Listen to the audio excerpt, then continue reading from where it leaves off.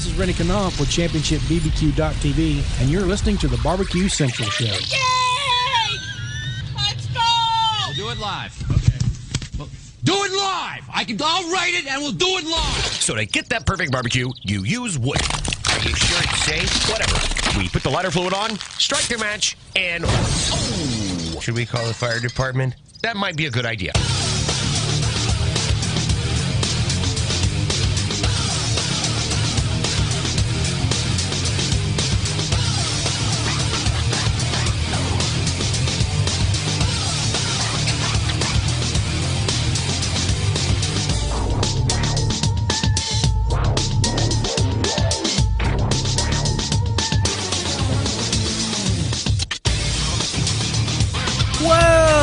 Good evening, and welcome to the Really Big Barbecue Central Show, a show that talks about all things important in the world of barbecue and grilling, originating from the Rock and Roll Hall of Fame city of Cleveland, Ohio, the barbecue capital of the North Coast. I am your program host, Greg Rempe. Happy to have you aboard here for your live fire fun and frivolity show. If you want to jump in on the show tonight, we have Meathead coming up. I'll get to that in a few minutes. For the duration of the first hour, we'll be talking about a number of things. I have often encouraged you to call in. And if you want to jump in through the phone or the email, here's how you do that. You can get in touch with the show by calling 216-220-0966. Email Greg at the BBQCentralShow.com. On the Twitter and Instagrams at BBQ Central Show. Anything else you want to find out about the show can be found at the main website, thebbqcentralshow.com. And here's what's happening, as I had mentioned just a few seconds ago. In the first hour, because it is the second Tuesday of the month, you know what that means. We're going to be having ourselves a visit from the creator of the most heavily trafficked barbecue and grilling website on the earth, Meathead, from AmazingRibs.com, actually in the green room, taking in the open, as he usually does. And tonight we have on the agenda, whatever that means to you, some gifts for the 2020 live fire cooker in your life. We also will be talking about beef roasts. I'm getting away from just using the term prime rib because it can mean a bunch of different things to a bunch of different people. So we will say rib roast in general, and we can dive into the minutia from there with Meathead.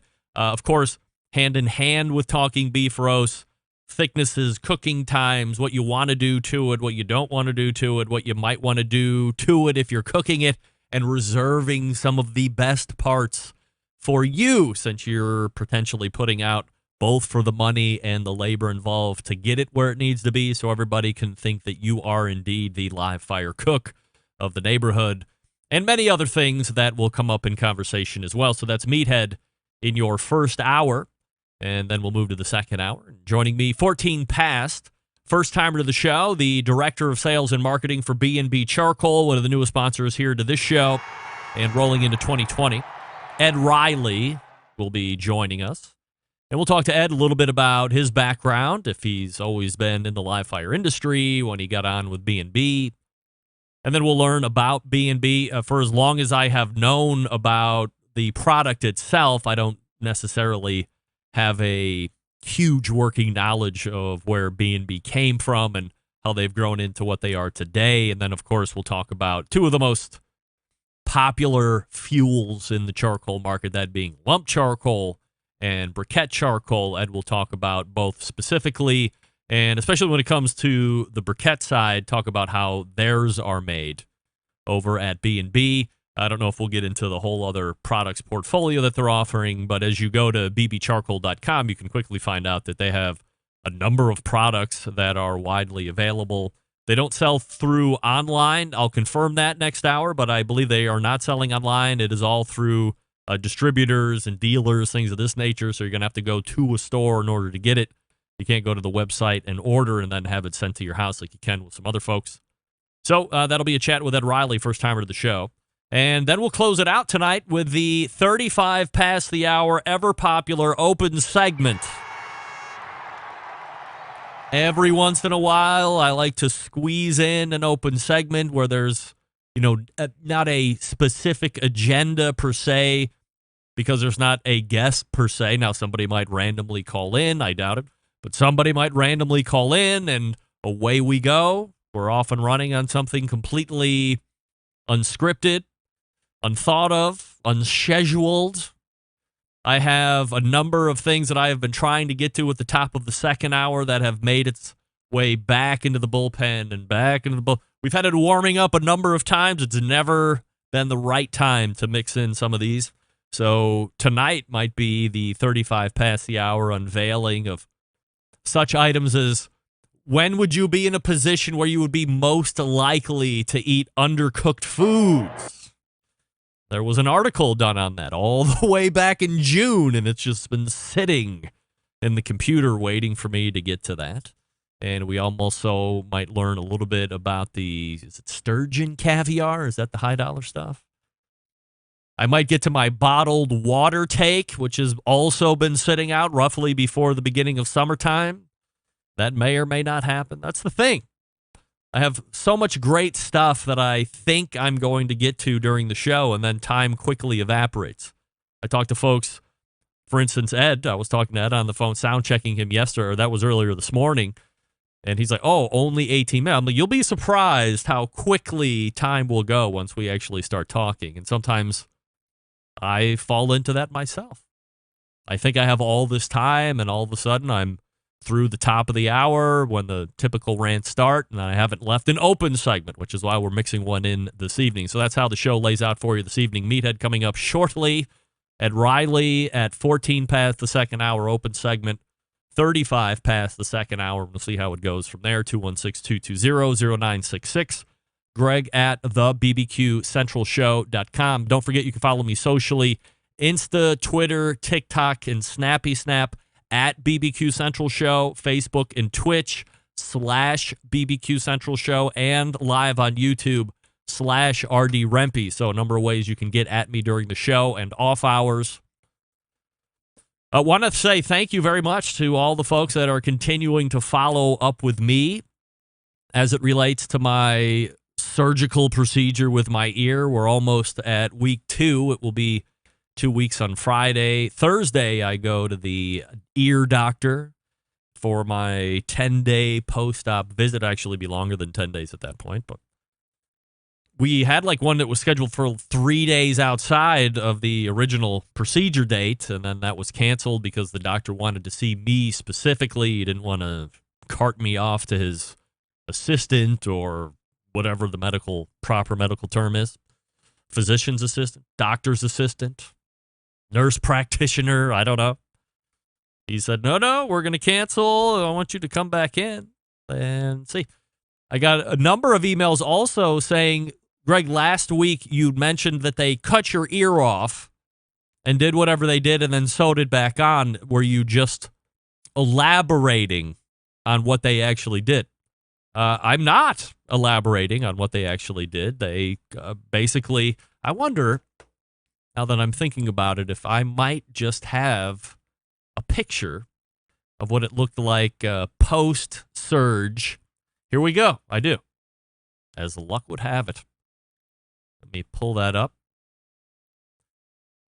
Blow it up. That's not like the best picture I've ever seen from a grain quality. If you're squeamish, I mean, it's not that bad, but, I'm putting it up in 3, 2, 1. So there you go. You can see that the incision line runs all the way from the top of my ear and then all the way back down to, where my lobe is, right here. And it runs all the way there. So I believe they slit all the way down and then pulled my ear off in order to get at the ear hole, which is, again, where they were doing the procedure, tearing down the eardrum, giving me not 1, but 2 new hearing bone prosthetics, the little itty bitty. You should see these things. Can't even believe that they can wear out. But evidently, the tumor that I had in my ear was causing all sorts of havoc on the hearing bones and in the brain wall that was just above it that was starting to erode. So now that's all worked out, and I have a much bigger ear hole. I'm still wearing the very trendy cotton ball in the ear for protection and for drainage soak. So we'll see how it goes. Thursday is the 10th, and that is when I will be in the doctor's office. And we'll see what he says. Lord knows, I couldn't possibly... Exaggerating, not elaborating. Didn't I say exaggerating, Doug? Did I not say exaggerate? I meant... Oh, gee. I don't know. Look, I was not exaggerating or embellishing, Doug. I think that was the word, embellishing. I was looking for embellishing. Shame on me. My wordsmithness is not sharp this evening, but I will step the game up when I get to Meathead here shortly. I'll talk to you quickly about Barbecue Guru, longest running sponsor of the show. And they, of course, have everything you need to be a better barbecue and griller, especially with the automatic temperature control devices that they're offering. And they're also offering cookers, really cool accessories. Remember, we got a couple weeks left until the holidays are here. So if you're looking for great gift ideas for your live fire loved one, head on over to bbqguru.com and see what the deal is over there. Maybe you have a ceramic cooker or a Keta-style cooker or a bullet-style cooker, and your loved one is constantly bitching and, oh, I can't keep heat in this thing. How do you even keep the temperature stable?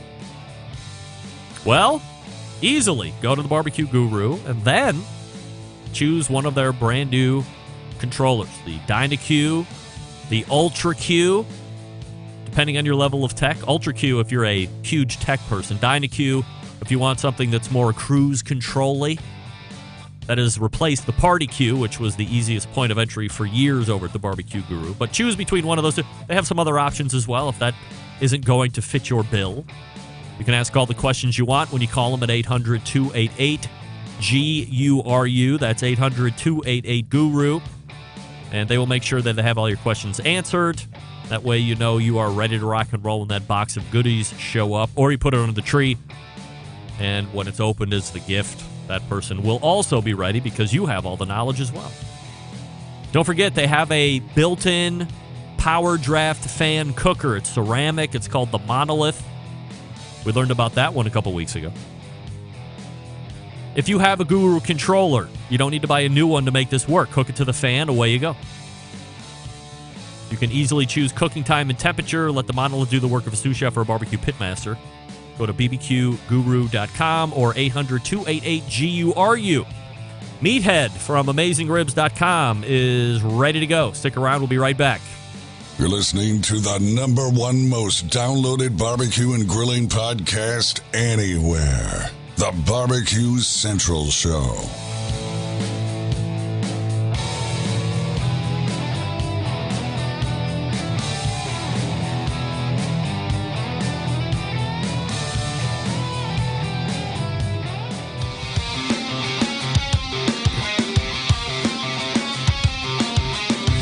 Broadcasting live from the Barbecue Central Show studios in Cleveland, Ohio. You're listening to the Barbecue Central Show. Once again, here's your host, Greg Rempe. Hey, this portion of the show being brought to you by Butcher Barbecue, makers of award-winning injections, marinades, rubs, seasonings, barbecue sauces, grilling oils. All the Butcher Barbecue products have been tested on the competition circuit, as well as backyards worldwide. Be the pitmaster of your neighborhood. And visit butcherbbq.com to stock up now. Always trust your butcher. All right, it is the 4th Tuesday of the month. I'm feverishly trying to get there. And you know what that means.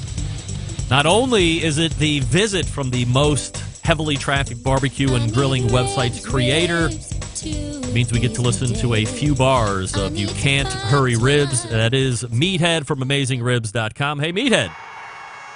Hey, Greg. Hello, Centralites. And this portion of the show is brought to you by Ear Butchers. Yes, how about that? Ear Butcher. Meathead, get that microphone close to you. What are you doing?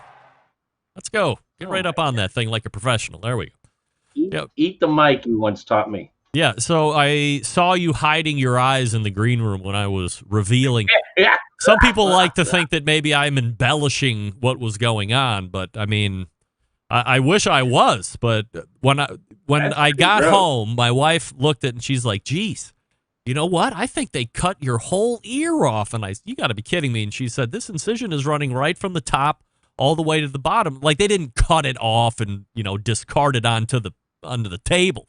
But they cut enough of it off where they could kind of move it around as they see fit in order to get it the places they needed to get to. But in the end, hopefully this is the more permanent and healthy ear.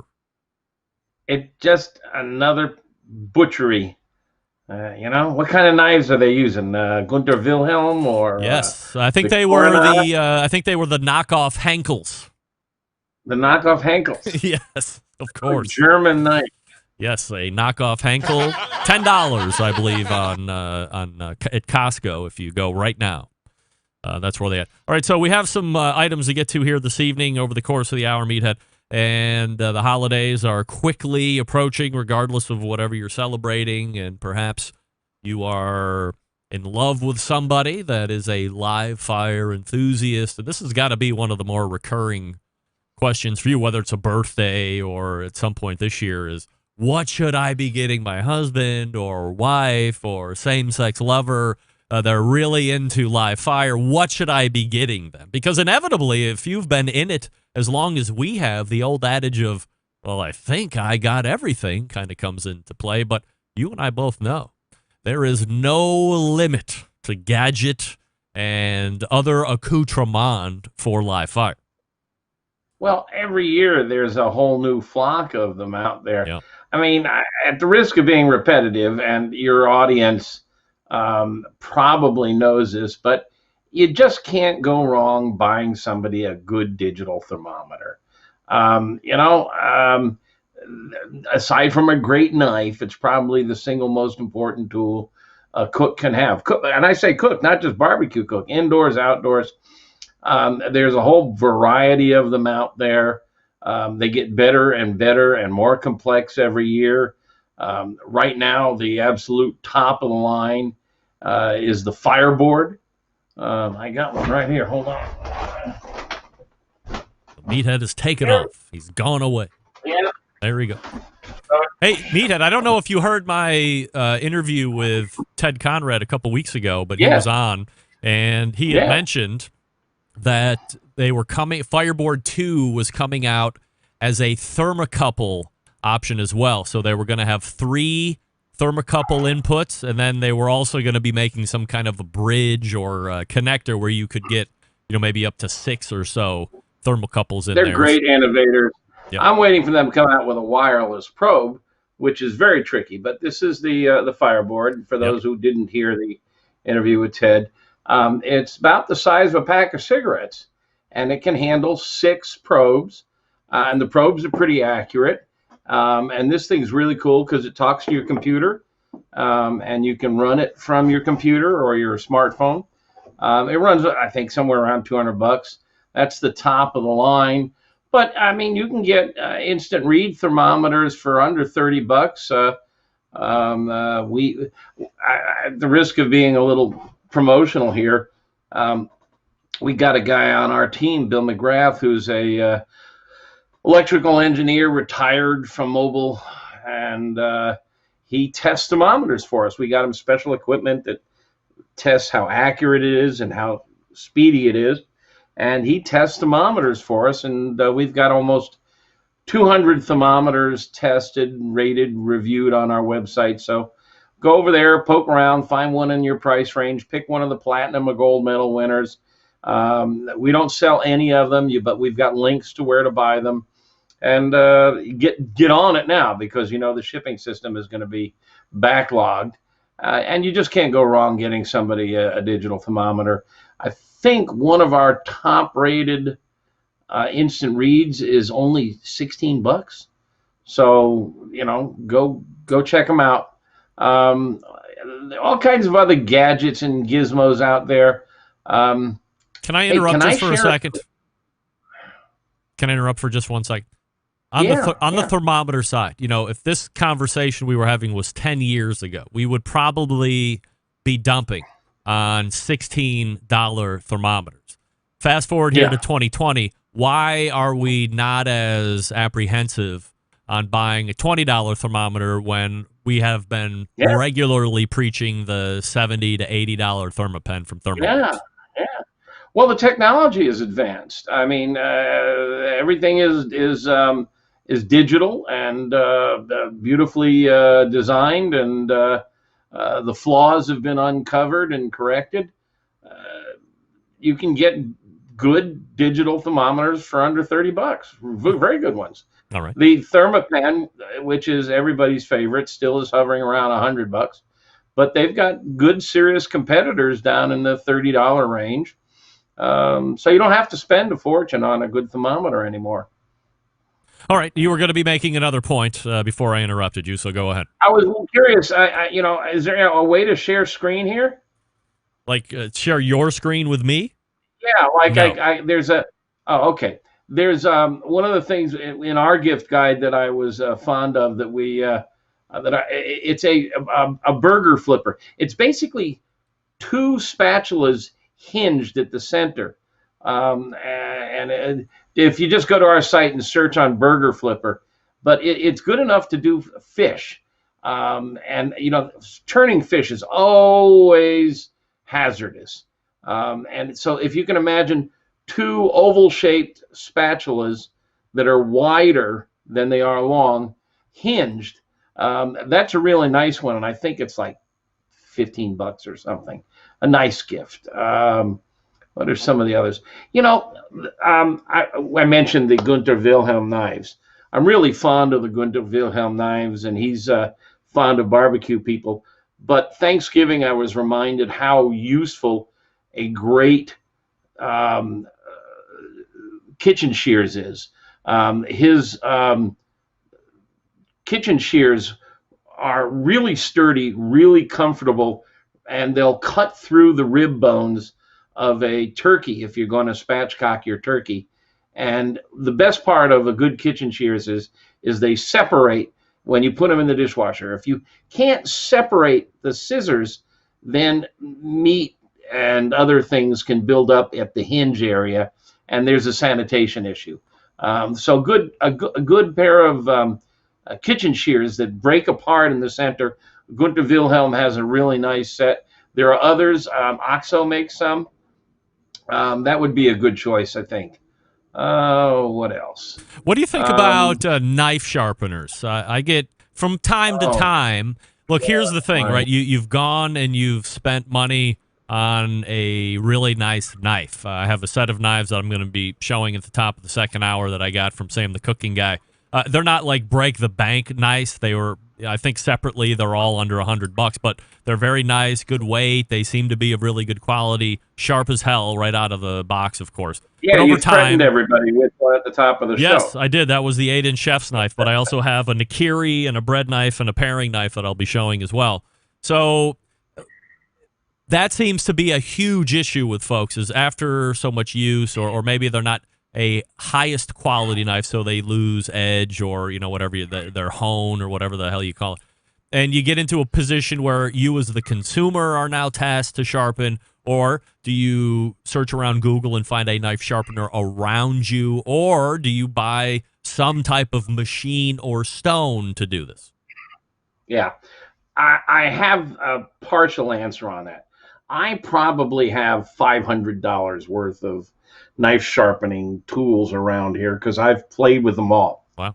The top of the, well, first of all, there's this old Italian guy who comes through my neighborhood every year with a cart, and it's got wheels like the size of wagon wheels and a bell that rings like the ice cream man, and he rolls down the street and people come out with their knives. He sits down on a little stool there, and it's a pedal-operated belt system, and he sharpens knives for $2 a piece. Wow. Well, if you can get Antonio to come to your house, that's the best answer. What restaurants do is there are professional knife sharpeners out there, and they'll swing by the restaurant once a week and pick up all their knives, drop off a batch. So a lot of restaurants essentially have 2 sets of knives. And while one is at the sharpener, the others are in use. And so the sharpener will pick up almost all their knives, take them back to the shop, sharpen them up, bring them back and drop them off, pick them up again. They're constantly rotating. And you can find these guys by Googling around or asking at a restaurant, where do they sharpen their knives? But if you want to do it yourself, I wish I had thought that we realized we were going to do this, because I could have brought all these gadgets out and shown them to you.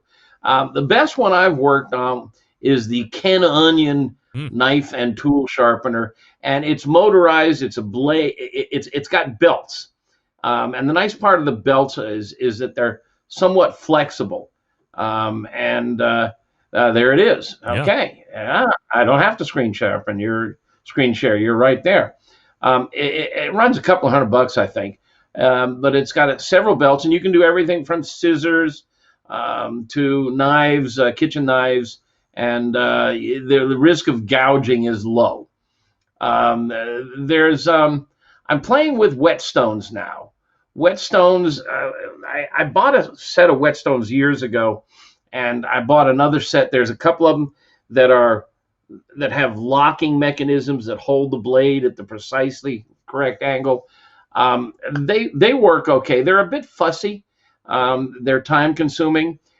You can get a knife sharpener that sits on the table and has a wheel that spins, and you slide the knife in.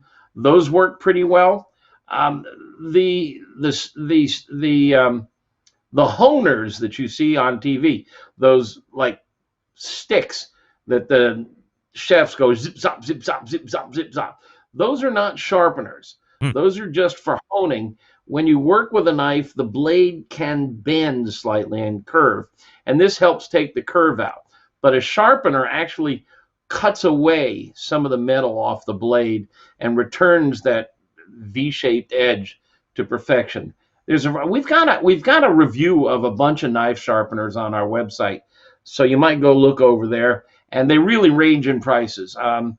Whetstones are not terribly expensive, and they give you this feeling that you're Davy Crockett. I've heard those are very difficult to get used to, though. Like, I heard they provide great results if you can do it right, but it's not something that you can just, quickly slap some grease on the stone, pull the knife over a couple times, and away you go. They're a little fussy. They usually come in 3 different grit levels, and you either wet them or oil them, and you don't do both. You decide when you get it if you're going to oil it or you're going to wet it, and because you have to have the blade at the proper angle, and you got to hold it at the angle. Now, some of them have like little starter blocks that help you get the right angle, and then you got to pull it across. They require some craftsmanship. There are a few of them out there now, and I don't have pictures of them on the website, but there's a few of them out there now that have guides. And I've got a set, but it's down in the basement. I'm not going to take the time to run down and pick it up now. Is it something that would look like this, or is this something completely different? Completely different. I can find pictures of it. I don't have it up on the website because I've been still testing it. All right. So we got some knife sharpeners. We got the thermometers, of course. What about, I hate to use the word gimmick, but sometimes there is something that has captured the fancy of a market. It might ride the gimmick line a little bit. Like the first thing that comes to my mind when I think of gimmick gift for this time of year was the year they brought out the Grill Bot, which was the grill cleaning robot that you turned it on and you something, and it was like a horrific. It still shows up in the Sharper Image catalog and all the Gadget Freak catalogs. Don't buy that thing. It doesn't really do a great job. It only gets some of the grease off the top. It doesn't get the sides and the bottoms, which you need to get clean. And not effective. Don't do it.